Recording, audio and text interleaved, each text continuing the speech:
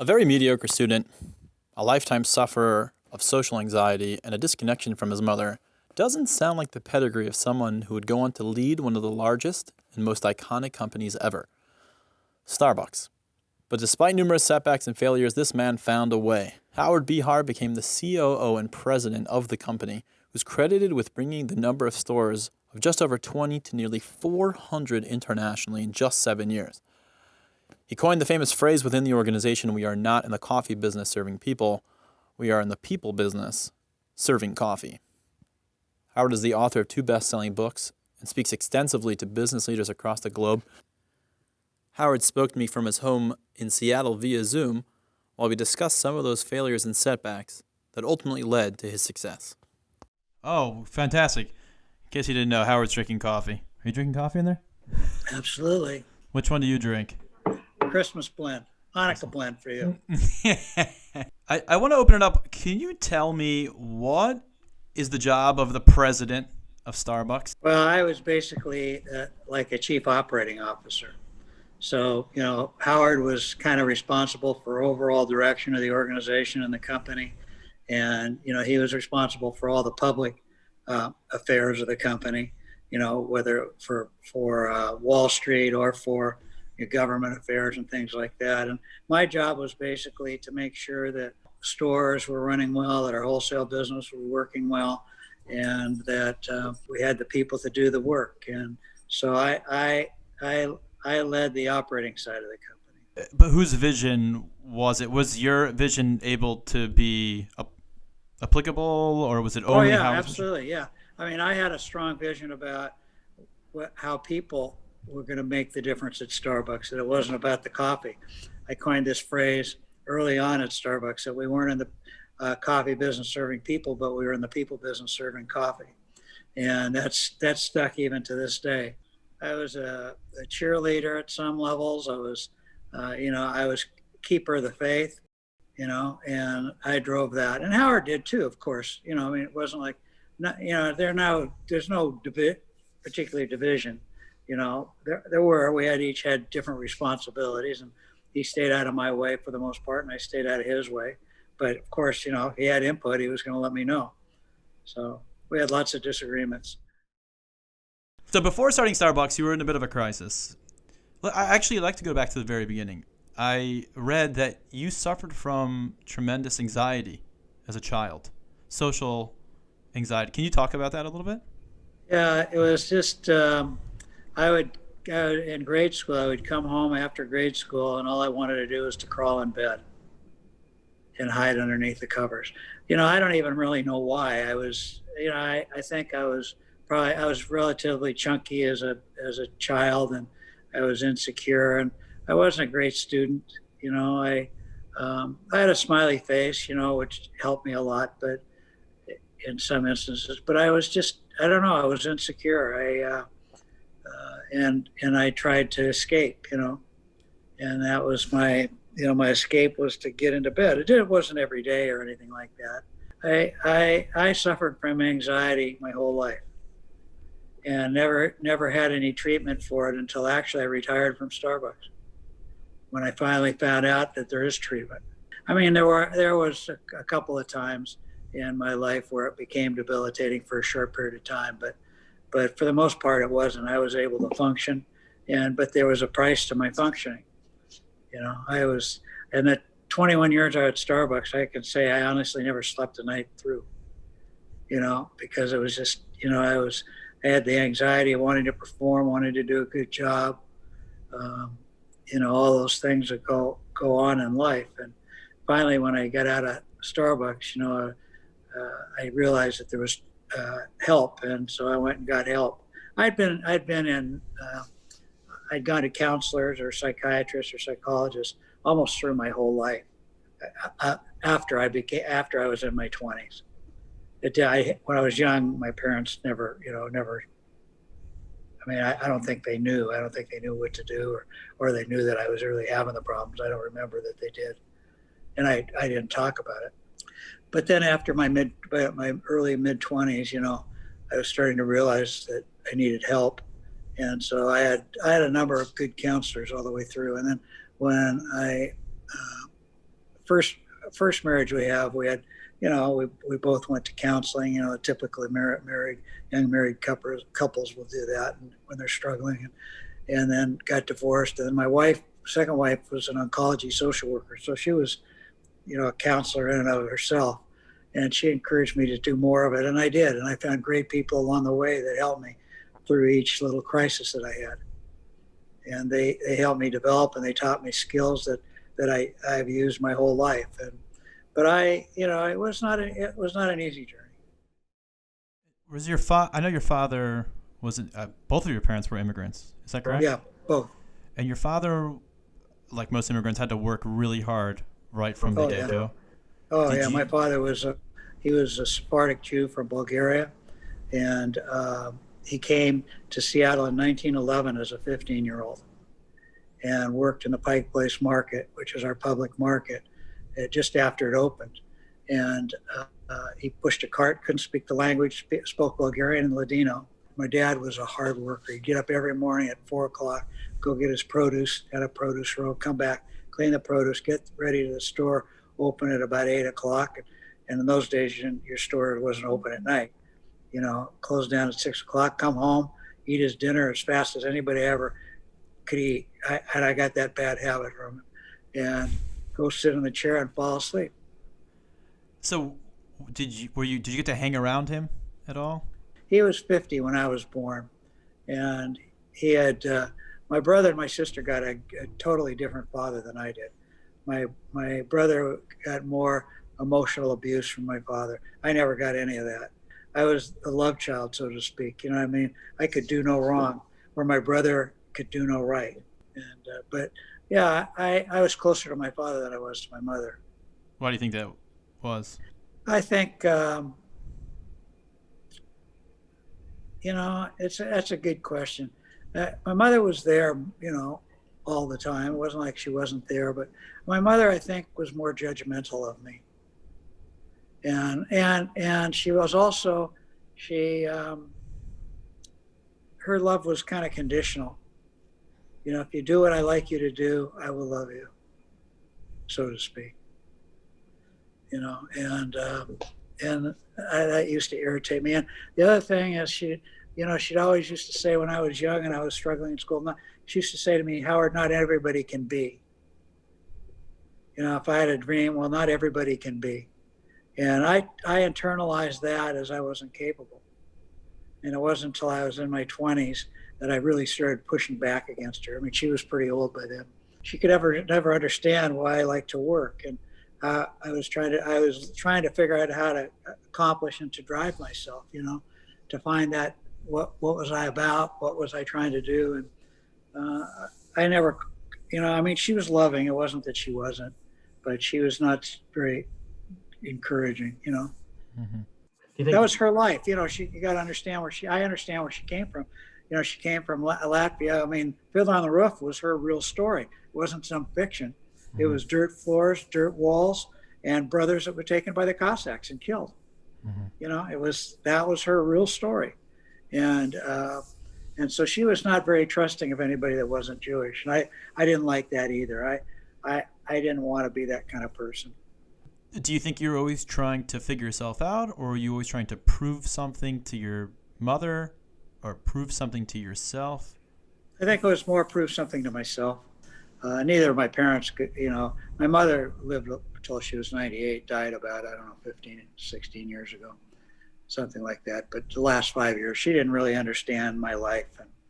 And no matter how I tried to explain it to her, what I did, I traveled all the time, and I was running a pretty good sized company. And so she had a just different view of the world, and my dad never got to see anything. He died when I was 25. Yeah, I missed that part,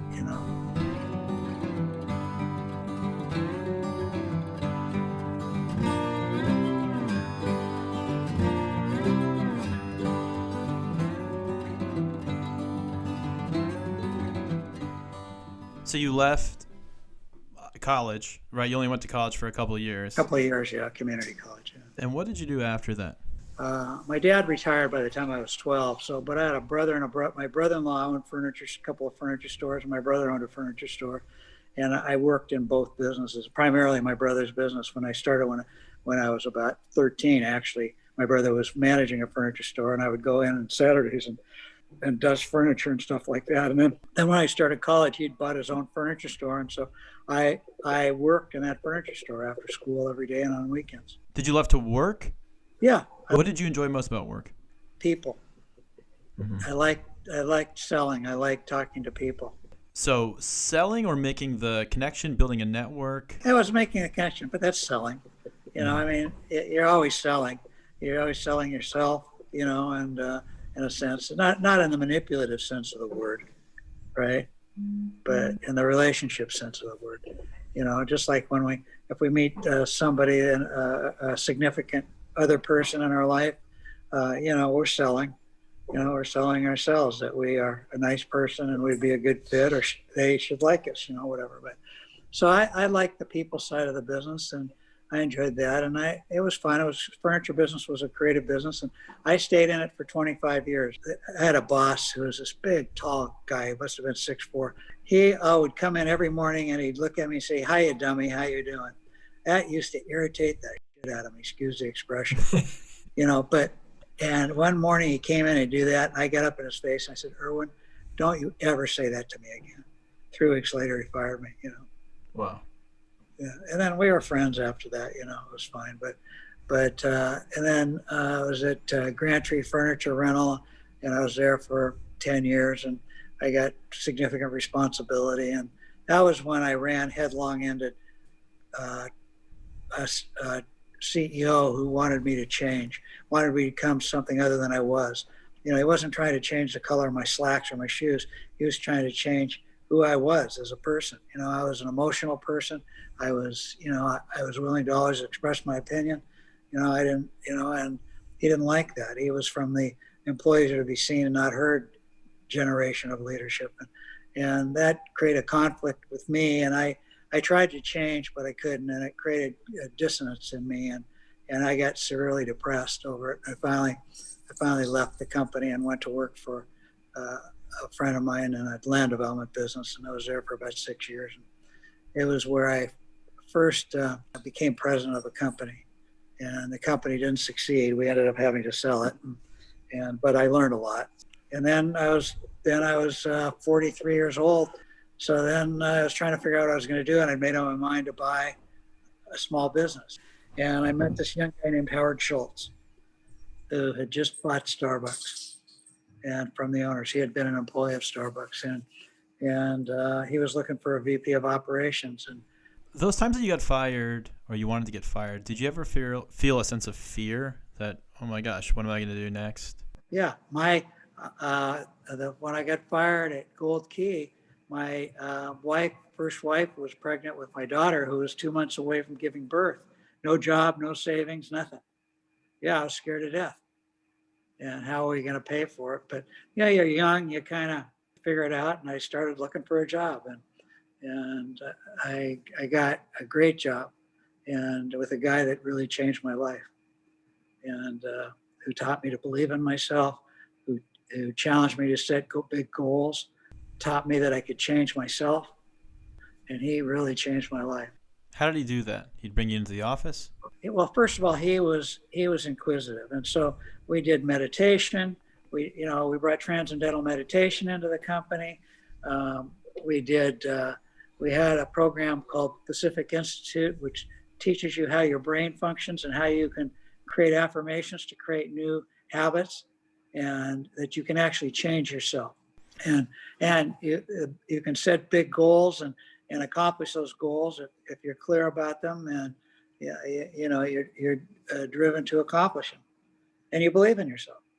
And that's what he really did. He taught me how to believe in myself, and that I did have worth, and that was a big, huge change. That set the tone for the rest of my life.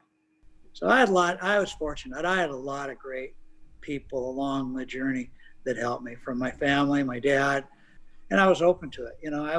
I was a better learner in the street than I was in school. Talk about the list you made in your 20s when you were lost. What was going on right before you made that list? And then how did that list transform everything? Yeah, that was when the CEO wanted me to change, and I couldn't have a conversation with him. You know, he wanted me to be something other than I was. He wanted me to be in his model. And the problem was I didn't know who I was. I was just Howie being Howie, you know, and just like many of us do, no goals, no nothing, just, you know, living day to day, you know, enjoying my life or having anxiety, whatever I had, I was experiencing it, you know, without any thought about it. And, and after going through that experience, I decided something needed to change. And somebody gave me a book on learning to lead yourself. And it's the first chapter of the book talked about deciding what your core values were. Had a list of about 300 words that represented human values. Said you got to get it down to 10 core values. It doesn't mean that there aren't other words that describe you, but there's 10 that are core to you. And I did that. I worked on that, and then you had to develop a mission statement about what you wanted your life to be. In those days, I wanted to be one of the most well thought of leaders in the home furnishings industry. You know, and then it changed over time to where my mission is today, and I've had for the last almost 30 years, which is every day I want to nurture and inspire the human spirit of myself first and then for others. The reason why I say self first is what I've learned is if you're not okay with you, it's harder to help somebody else. So I really worked on that and really developed the picture of Howard in words. And then I started setting goals, and I'd write them down across the whole spectrum of my life: spirituality, material, economic, family, um, career, personal growth, whatever. I had about 8 or 9 headings, and I'd have goals underneath of those. You know, maybe 2 or 3 goals, and those were 1, 3, and 5-year goals, and those drove my life. I mean, that's very introspective. I would think most people would be like, okay, I need a career change, maybe to be like a social worker, or, you know, if I want to help people, I should do something that is defined by helping people. But you stayed in the furniture business. Well, I stayed in the furniture. I stayed in retail or consumer. I always thought that was helping people. I never did anything that I thought didn't help somebody. You know, gave somebody a better life. People buy furniture so their living room looks nicer. You know, whether they're buying $100 sofa or buy $10,000 sofa, they still want to have something in their living room that they feel proud about, or that they can sit on and watch TV, whatever it happens to be. So I always felt that no matter what I sold or what I did, that I was serving others, and I did it in a way that was respectful always. And so, you know, that I never struggled with that, and I liked retail because retail was about people. You know, it was 100% about a people-oriented business, and so I liked that, and I was good at that. I had that smile on my face most of the time, and I liked people, and people liked me. So moving into Starbucks, were you ever dealing with the actual customers, or you were dealing with the people that worked for Starbucks? Well, no, I dealt with customers, sure. I mean, I work in the stores along with our baristas. You know, during the holiday period, I might go spend a whole week 2 weeks in a store just, you know, selling coffee to people. Yeah, no, absolutely. When you're an operating officer, you're in the stores all the time. Every week I was in the stores talking to the people. You're part of it. You can't run something from an office, not like that. Impossible. Some people might try to do it, but they're going to fail. Because I was always curious. What did people think? What did the people we were serving, those people we call human beings, we call customers, think? What did our baristas think, or our partners in the stores? What did the store managers think? What were their opinions? What should we do more of? What should we do less of? You know, what's working? What's not working? How did you get that data, especially about what customers like and don't like? Ask them. I talked to thousands of customers. You know, and that was our research in those days. Now, you know, they've got all this data-driven research, you know, and I think, yeah, that has value, but it's kind of, I think, impersonal. You know, I wanted to hear what people said. I wanted to see their face, their emotions, and you know, now everything is done. Would you do that to your children and your wife or your significant other in your life? You know, would you run data on your spouse, or would you try to dig in and find out what do they think? And, you know, I mean, life is not about, life shouldn't be slick. Life is about texture. It's about pain. You want a fulfilling life. It's pain, sorrow, disappointment, happiness, fulfillment. success. It's all the things to go to make a fulfilling life. And if you don't experience all of them, you're not a whole human being. This is a question I often ask. Do you prefer to live a fulfilling life, a life of meaning, or a life of happiness? Or are they one and the same to you? No. I want a fulfilling life. I want a life with purpose. No, happiness is part of life, but happiness is fleeting. I don't get up every morning and I'm not happy every day. But I want to be fulfilled every day. I want to be conscious of my purpose and of my greater purpose in life. Because at the end of the day, living up to my mission statement and my values is much more important than, riding a roller coaster or eating a pizza every day, because I like pizza, I eat too much of the pizza is not going to do me any good, but I can never do too much of living up to my values and living a life of purpose.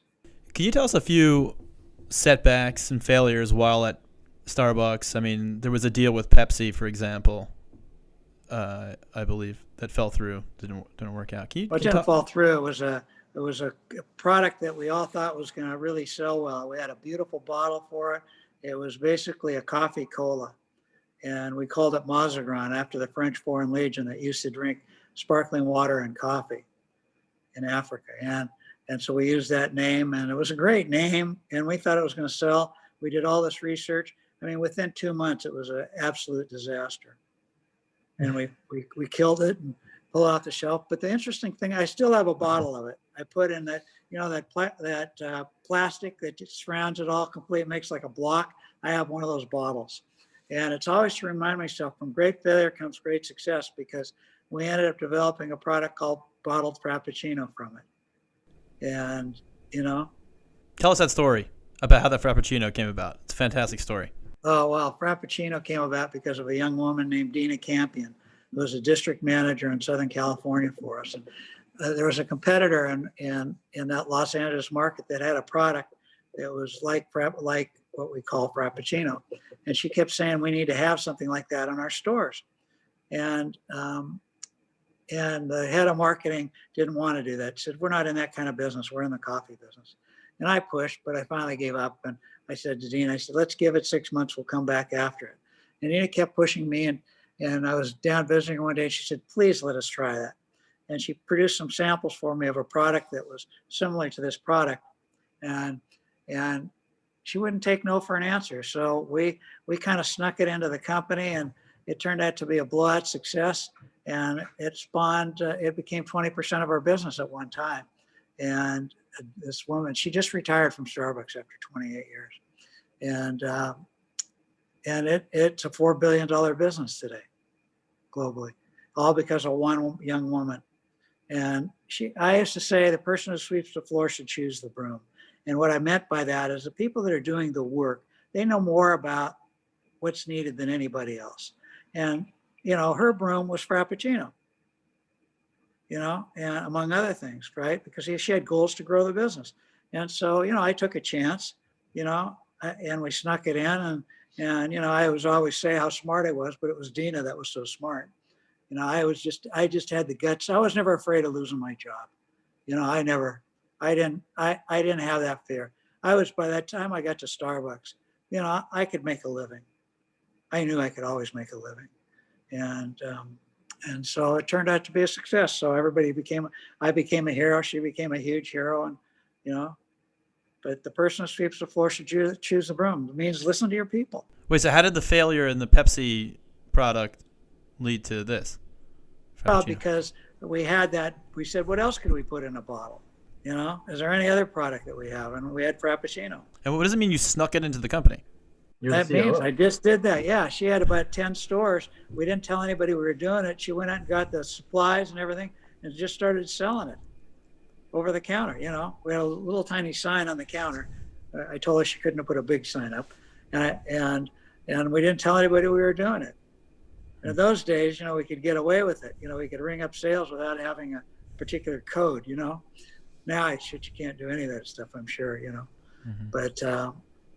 But that's how we did it. And I brought it back to Seattle, the guy that was the head of marketing still disagreed with it. And I talked Howard Schultz into giving us 90 days to test it out, and it turned out to be a blowout success. Talk about while you were at Starbucks, you were stressed out every day, and was the focus also on investors, and growth? Well, I mean, it was a fast track. We were opening lots of stores, we were hiring lots of people, we were spreading out across the country, and then when I started Starbucks International, I was traveling 70% of the time. So it was, it creates anxiety because you want to do a good job. You can't. It's like a football player before they go into the game, before the game starts. You got anxiety before every game. Every time I give a speech, I have a little bit of anxiety, even to this day. And it's to wanting to do a good job. And so, there are lots of moving parts to running a business like that, and lots of things going on, and something's always going wrong, always. And something's always going right too. But you don't have to fix the things that are going right, but you got to fix the things that are going wrong. And so that's happening all the time. And it's about people. And we're imperfect, all of us. We never give each other what we expect. People it's texture. Like I said, we're mysterious. One day a store manager can be doing great, and the next day all of a sudden they're not. Maybe they had cancer in the family. Who knows what caused it? But you got to deal with those issues, and it's changing all the time, and it's moving. And then you got to deal with your own emotions. Your ups and your downs, how you're feeling about yourself. Yesterday's sales were great. Today's sales are to deal with it, and it's all the stuff that goes on in life. How you get up in the morning, how do you feel about yourself today? It's amazing how that is in life. You can go to bed happier than a pig in poo, and you get up the next morning and you're not happier than a pig in poo. Matter of fact, you are the pig in poo. And so you have to deal with those things, and that's not always easy. And you get sick, or your spouse gets sick, or your children, something's going on with your children. They get bad grades. Who knows what it is? But it's things that we deal with in life. And so great leaders, I think, learn to deal with that in themselves, and they mostly learn to deal with it in others. People are not perfect. So it's always good, bad, up, down, all around. And you have to be able to deal with that in a way that's productive. So, I was going to ask you, what does it mean to deal with it? Well, you have to be able to accept it. You have to be able to accept people's imperfections, and at the same time hold them accountable, right, for their commitments. And so it's that in between space, right, that's where you spend almost all of your time. Somebody's got a problem, and with sexual harassment, somebody harasses somebody in the company that reports to you. You got to deal with it. And I always went, everybody was a good person until they proved that they weren't. Everybody was, for me, I trusted everybody until they proved they weren't trustworthy, and contrary to my mother. And then when they proved that they weren't, then we would deal with it. It didn't mean I'd kick them out, but we'd have conversations about it. And if they couldn't make the changes that they needed to make, if they just couldn't live up to their commitments, then they didn't belong at Starbucks. Didn't make them a bad person, just they didn't belong at Starbucks. You tell me the story of when there was a woman that came into your office and she felt that you weren't empathetic. Oh, that was really early on in my career. I was about 27. It was at Grand Tree Furniture Rental. That was my first VP job, and she reported to me, and she came into my office and she started crying. And I got up around from the table. I had this box of Kleenex, and I came around the desk, and I put my hand on her shoulder, and I said, "It'll be okay." And she just about tore my head off. And it was when I learned that different people have different ways of expressing anger. She was angry. She wasn't sad. And I had assumed something that I shouldn't have assumed. Instead of asking her what's going on, how can I help you? Or how are you feeling? What's going on? To try to figure out what really was going on. What was mad? She was angry at one of her bosses. and she wanted to talk about it. She felt that she'd have been abused, not sexually abused, but abused by one of her bosses, and she wanted to talk about it. And I thought she was just sad, crying. And that was when I first learned, don't prejudge, ask. And particularly about women. Women show their anger differently than men. You know, it was always when men was angry, came in and pounded the table. Sometimes a man would come in and cry. I mean, and sometimes a woman would come in and pound the table. But overall, we have differences in the way we handle things, and it's a broad generality, right? And different people. I mean, everybody's a little bit different. So the most important thing was to ask, man, woman, whoever. You know, don't assume anything. You know, somebody might come in and appear angry, but they were actually sad or mad at themselves, you know, or whatever. At Starbucks, going back to Starbucks, what were some other issues that were coming up, setbacks, maybe something that we didn't know, you know, as the public? Well, you know, the difficulty at Starbucks was people. Was getting enough qualified people because we were growing so fast, and having the people that we'd hired stay up with the speed of development. I mean, a lot of people just couldn't keep up and fell by the wayside. And we tried to save most people and find places that they could be productive, but that was always an issue. That is that's the toughest job that I had, was the people. Why did you feel you had to grow it so fast? Maybe slow down. Well, because we were in a competitive marketplace and our business was easy to get into. And we felt that speed was going to be the essence. And I felt that right from the beginning. I said, we're not going to get a lot of time at this. Now, fortunately, in those days, the internet wasn't, you know, going very far, you know. So people really, but we had 2,000 stores before anybody figured out what we were doing. And, you know, there were lots of competitors. And so we had to go fast, and we felt we had to go fast, and we did. And I think it proved to be factual that it's first to market, you know, and, you know, even though we have a lot of competitors, of course, today, and but first to market, you know, kind of controls the marketplace in a sense. You don't control it, but sets the tone of the marketplace would be a better word. Who were your competitors?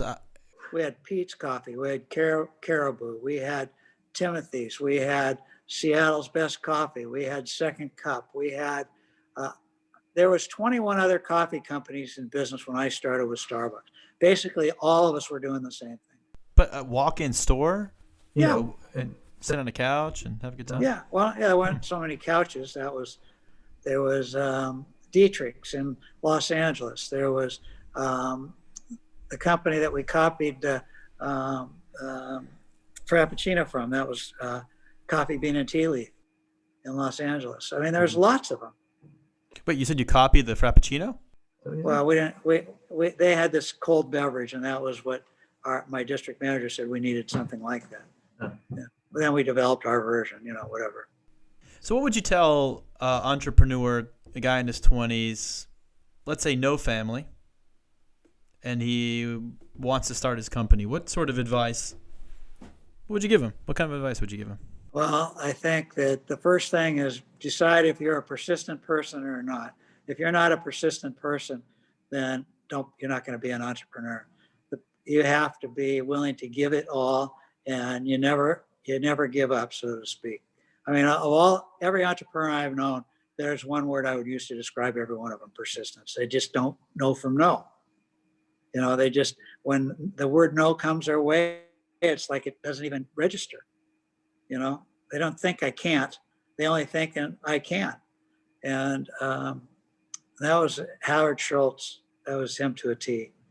And so that to me is the most important quality you have to have. The other is, don't think it's not going to be easy, right? You got to be thinking 24/7 to start a company, because you got to give it your all.